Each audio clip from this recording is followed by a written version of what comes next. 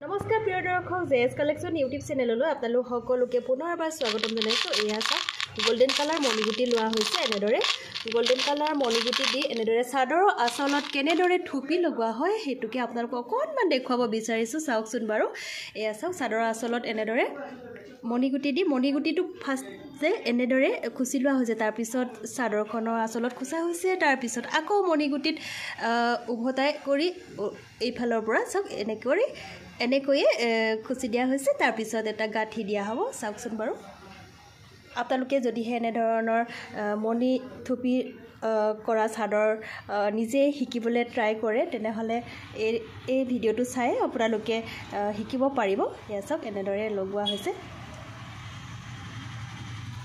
আৰু যদিহে আমাৰ হাতেৰে তৈয়াৰ কৰা এনেধৰণৰ থুপি মণি থুপি লগোৱা চাদৰ ৰেডি কৰি দিব লাগে তেনেহ'লে 8638317800 নাম্বাৰত যোগাযোগ কৰিব। এনেধৰণৰ ডিজাইন কৰি আৰু দিয়া হয়, আৰু বহুত ধৰণৰ ডিজাইন আমি বনাই থাকোঁ। আৰু পিছৰ পৰে যদিহে আকৌ সুবিধা মিলে তেনেহ'লে ভিডিঅ' কৰি আপোনালোকক দেখুৱাবলৈ চেষ্টা কৰিম। এয়া চাওক এনেদৰে থুপি লগোৱা হৈছে, মণি থুপি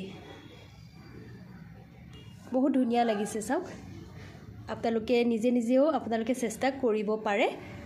আজৰি টাইমত আপোনালোকে নিজেও চেষ্টা কৰিব পাৰে এনেধৰণৰ মণি থুপি ডিজাইন কৰিবৰ বাবে। এয়া চাওক এনেদৰে গাঁঠি দিয়া হয় এনেদৰে। এয়া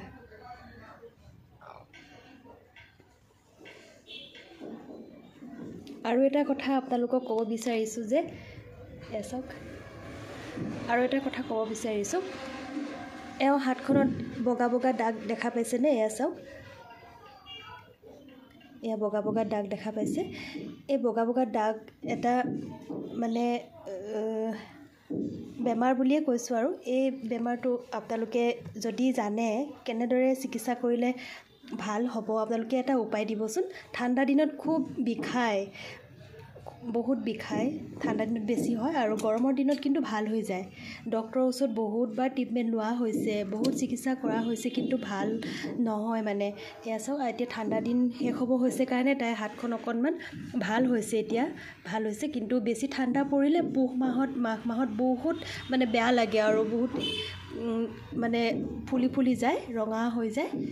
আপোনালোকে যদি জানে তেনেহ'লে উপায় দিবচোন এই হাতখন মানে ভাল হ'বৰ কাৰণে। আৰু থুপিটো দেখুৱাইছোঁ, যদি ভাল লাগিছে তেনেহ'লে আপোনালোকে লাইক কমেণ্ট কৰিব আৰু ভিডিঅ'টো শ্বেয়াৰ কৰি দিব, আৰু চেনেলটো প্লিজ ছাবস্ক্ৰাইব কৰিব। এনেধৰণৰ থুপি শিকিব পাৰিব, আৰু শ্বেয়াৰ কৰি দিলে বহুতে পাব এনেধৰণৰ থুপি। যিসকলে নিজে ইচ্ছা কৰে তেনেহ'লে শিকিব পাৰিব। ধন্যবাদ।